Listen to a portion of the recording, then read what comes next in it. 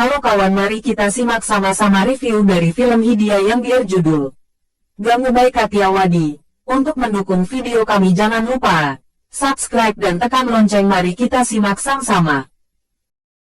Gadis itu membungkus roknya dan mengulurkan tangannya tanpa nyawa. Pria setengah baya itu berhenti. Dia menjadi tamu pertamanya. Pemiliknya mengambil sejumlah uang dan dengan senang hati menghadiahi gadis itu.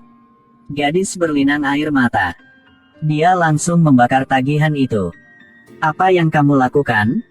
Aku membakar diriku yang lama. Gadis lugu yang dulu kini telah melebur menjadi asap. Dia memenangkan gelar Ratu Distrik Lampu Merah. Dia mengoleskan bedak di wajahnya dan merias wajahnya setiap hari. Dia merayu banyak pria. Hanya dalam 1 tahun terakhir, Gansu menjadi kartu truf di sini. Dia menerima hadiah yang tak terhitung jumlahnya. Dia memberikan hadiah kepada para suster. Karena dia tahu, uang tidak penting, ketenaran adalah yang paling penting. Dalam 5 tahun, aku akan membeli tempat ini lagi. Aku juga membeli Srah.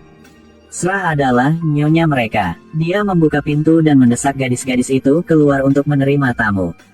Gansu dengan arogan berdiri. Dia meminta hari libur. Jika dia ingin mereka menghasilkan uang, dia harus memberi mereka waktu istirahat. Ayo pergi. Beberapa gadis tidak berani berjalan. Gansu mencibir dan menyeretnya keluar. Srah marah tapi tidak mengatakan apa-apa. Karena Gansu adalah pohon uang, dia tidak bisa berkata apa-apa. Dia hanya bisa diam dan marah. Kedatangan tamu asing memberi Srah kesempatan untuk membalas dendam. Biarkan dia masuk. Sangat cocok untuk Gansu. Jadi dia memanggil Gansu untuk melayani tamu itu. Gansu tidak tahu apa yang mengikuti pria itu ke dalam ruangan. Seorang pria menarik uang dan senjata. Bibi Srah.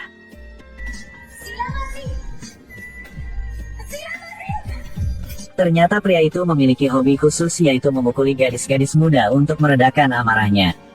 Jeritan menyedihkan bergema di seluruh rumah. Semua orang keluar untuk memeriksa. Srah hanya pura-pura mengetuk. Hanya memerintahkan semua orang untuk pergi, melarang siapapun untuk mendapatkan bantuan. Pria itu dengan gila melampiaskan amarahnya. Hanya ketika Gansu pingsan dia dibawa ke rumah sakit. Mata kanannya berdarah, wajahnya penuh luka. Dia juga mematahkan banyak tulang. Jahit total 40 jahitan. Srah perlahan melepas kacamata hitamnya untuk menunjukkan kasih sayang dan menghiburnya. Melakukan pekerjaan servis ini tentu saja akan berbahaya. Gansu dengan patuh mengangguk. Dia sepertinya telah mendapat pelajaran. Tapi di dalam hatinya meningkat dengan ambisi yang lebih besar. Gadis itu melepas pakaiannya, memperlihatkan bekas luka yang mengalir di tubuhnya, menyebabkan bos gangster itu segera mengubah wajahnya. Karena itu dibuat oleh bawahannya. Dia menawarkan untuk memberi kompensasi kepada gadis itu. Gadis itu dengan sopan menolak. Tinggalkan hanya simpul pelindung. Lalu diam-diam pergi. Bos gangster secara implisit memahami permintaan bantuan gadis itu. Itu sebabnya dia mengirim bawahannya untuk diam-diam melindungi gadis itu. Meskipun dilindungi oleh bos gangster, gadis itu tidak berani pamer. Karena dia sedang menunggu reuninya.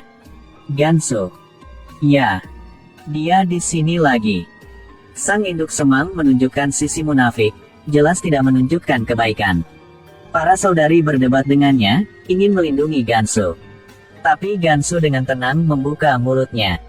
Harga 4 kali lipat. Apakah kamu menghitung uang?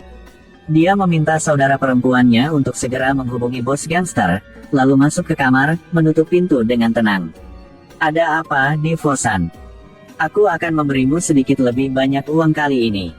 Pasti menyenangkan untuk dimainkan. Kamu hanya tahu cara memukul wanita. Tidak layak menjadi laki-laki. Tangisan menyedihkan terdengar lagi. Nyonya itu berbaring dan tertawa. Dia sengaja menyalakan speaker dengan sangat keras. Tetapi pada saat ini, suara klakson mobil terdengar dari luar. Bos gangster telah tiba. Bawahannya bergegas ke kamar dan menyeret pria itu keluar. Pria itu dipukuli begitu banyak sehingga dia tidak bisa bangun.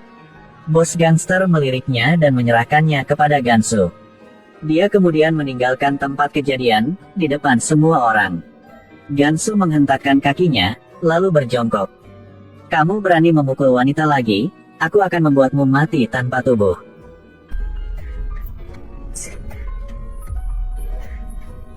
Gansu yang sukses juga menakuti Srah sampai mati. Dia juga menerima balas dendam yang sama. Tetapi karena terornya yang luar biasa, setelah 1 malam, dia mati. Sebelum dia meninggal, dia masih punya uang di tangannya.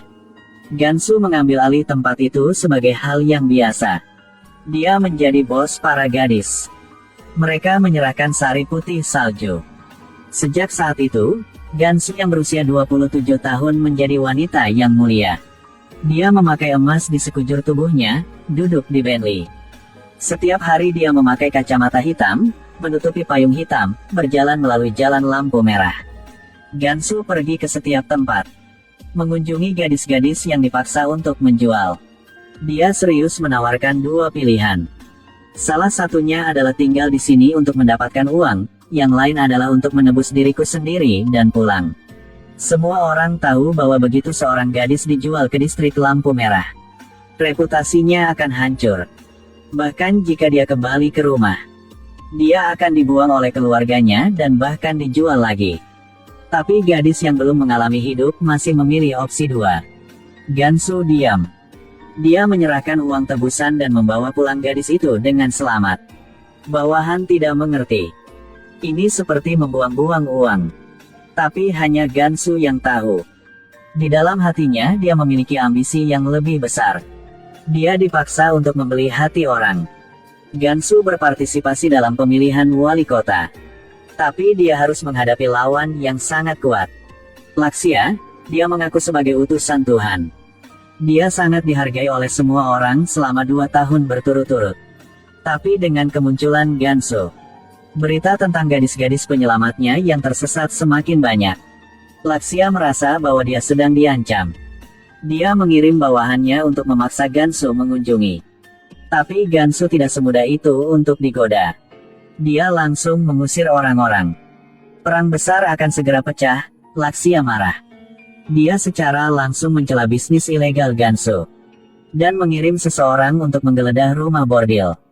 Gansu menolak untuk mundur. Mendapat kabar bahwa dia akan memberikan pidato publik. Dia segera menghabiskan uang dan mengundang semua orang ke bioskop. Akhirnya membuat pidato Lakshya tanpa orang. Jika mereka ingin mengalahkannya, mereka perlu melakukan sesuatu yang penting. Seorang gadis terkunci di dalam sangkar. Tahun ini gadis itu baru berusia 15 tahun. Dia telah mencapai usia pernikahan. Ibunya menguncinya. Dia takut seorang pria akan menggertaknya. Jika dia tidak bisa menikahinya, itu seperti membunuhnya. Saya tidak akan membiarkannya keluar untuk pekerjaan itu. Ini adalah distrik lampu merah India di mana semua gadis akan dipaksa menjadi pelacur. Dan satu-satunya jalan keluar mereka adalah menikah. Tapi apakah ada pria yang mau menikahi gadis distrik lampu merah? Gansu memiliki seseorang yang ingin menikah. Dia seorang penjahit di daerah kumuh. Dia juga kekasihnya, meskipun dia tinggal di distrik lampu merah tetapi tidak terinfeksi oleh lingkungan. Hatinya sangat sederhana. Hanya mengukur ukurannya tetapi saya sangat gugup sehingga saya tersipu. Sama seperti itu, dia jatuh cinta pada Gansu yang penuh dengan kehidupan. Tapi Gansu sangat jelas. Karena identitas mereka yang berbeda, mereka tidak bisa bersama-sama sekali. Dia tahu pria ini adalah satu-satunya yang bisa dia percaya. Jadi dia membawa mahar. Jadi, alih-alih gadis itu melamar, melihat perhiasan emas dan perak yang diatur di atas meja, orang tua anak laki-laki itu sangat ragu-ragu. Bagaimana kita bisa membiarkan seorang gadis yang bekerja sebagai payudara menjadi menantu kita? Aku hanya ingin mengatakan ini. Aku tidak bisa menikahi seorang gadis yang bekerja sebagai pelacur. Memang benar orang tuanya seperti itu tapi dia tidak. Dia membawa hadiah itu dan membuangnya. Keluarga pengantin pria buru-buru turun tangan dan mengangguk setuju. Gadis pertama di distrik lampu merah menikah. Kau sangat bahagia, kau tahu itu. Sekarang dia memiliki ibu dan orang tua suami. Dia masih punya suami. Kami cukup baik satu sama lain, bukan? Setelah menyelesaikan semuanya, Gansu berbalik untuk pergi. Pemuda itu mengejarnya. Dia bertanya mengapa dia melakukannya. Jelas bahwa mereka saling mencintai. Untuk putri distrik lampu merah ini, saya rela mengorbankan 100 orang seperti Anda. Bukankah kamu harus turun dari mobil? Tunggu sebentar. Tunggu sebentar lalu turun dari mobil. Tidak lama kemudian, pernikahan akbar diadakan. Ini adalah pernikahan pertama di distrik lampu merah. Di jalan yang sibuk, Gansu berdiri di lantai atas. Untuk mengubur cinta dari lubuk hatinya, Gansu memulai pertempuran feminis pertamanya. Dia dengan mudah terpilih sebagai wali kota. Tapi kesulitannya masih ada. Orang-orang selalu berpikir, para wanita di distrik lampu merah mewakili rasa malu. Jadi memutuskan untuk mengubah semuanya. Gansu tidak panik, membawa anak-anak ke kantor kepala sekolah. Dia mengeluarkan biaya kuliah dan melemparkannya ke depan kepala sekolah. Ambil uangnya. Kami tidak dapat melakukan prosedur untuk gadis-gadisnya. Bagaimana jika mereka datang dari distrik lampu merah? Mereka masih punya hak untuk belajar. Saya akan mencoba untuk melindungi mereka. Kepala sekolah menghela nafas. Faktanya, dia mengerti bahwa gadis-gadis ini semua tidak bersalah. Hanya dengan memberi mereka akses ke pendidikan, hidup baru punya jalan keluar. Di bawah ketekunan Gansu, dia akhirnya setuju. Tetapi ketika mereka kembali, gadis-gadis itu diusir. Guru memukuli kami, mengusir kami. Gansu menyuruh gadis-gadis itu untuk duduk. Dia mengambil foto acak dan meletakkannya di sampul majalah. Dia ingin dunia tahu tentang distrik lampu merah. Selama konferensi wanita seluruh kota, Gansu membaca naskah yang sudah disiapkan. Berhenti secara tiba-tiba. Dia merobek naskah itu menjadi dua karena dia tidak ingin mengatakan hal-hal itu. Dia hanya ingin jujur. Mungkinkah putri kami tidak memiliki hak untuk mengakses pendidikan? Mungkinkah anak-anak kami tidak setara dengan Anda, bukan masa depan India? Anda masih warga negara India. Jadi Gansu, saya memutuskan. Saya tidak akan membiarkan putri saya di distrik lampu merah menjadi tidak berdaya dan tidak berdaya. Anak-anak kita memiliki hak untuk mendapatkan pendidikan dan dihormati dalam masyarakat ini. Dia mendidih dengan marah. Dia mengecam ketidakadilan takdir. Dia harus menggunakan martabat minimal untuk semua wanita di distrik lampu merah. Karena politisi berinisiatif untuk berkunjung. Dia meminta Gansu untuk membantunya memenangkan referendum. Sebagai imbalannya dia akan memperkenalkan Anda kepada Perdana Menteri sebagai hadiah. Gansu tersenyum karena inilah yang dia inginkan. Dia akan keluar dari distrik lampu merah, menghadapi Perdana Menteri tertinggi India. Gansu tidak bisa tidak menantikannya. Dia merindukan pacarnya yang menjualnya. Mungkin mereka akan saling bertemu lagi. Saya harap Anda tidak pernah melihatnya lagi. Karena hari dia bertemu dengannya lagi, dia akan kembali ke Gansu asli yang tidak bersalah. Api dalam dirinya. Bantu dia mencoba, bukan semua orang. Bantu dia untuk lebih tabah. Dia bertemu presiden dengan lancar. Dia langsung ke intinya. Dia meminta legalisasi distrik lampu merah. Saat kita sedang berbicara, ada gadis-gadis yang dijual. Harus menghukum pembeli dan penjual. Mereka harus disalahkan. Pelacur itu semua tidak sukarela. Rumah sakit, sekolah, bank semua memblokir mereka di pintu gerbang.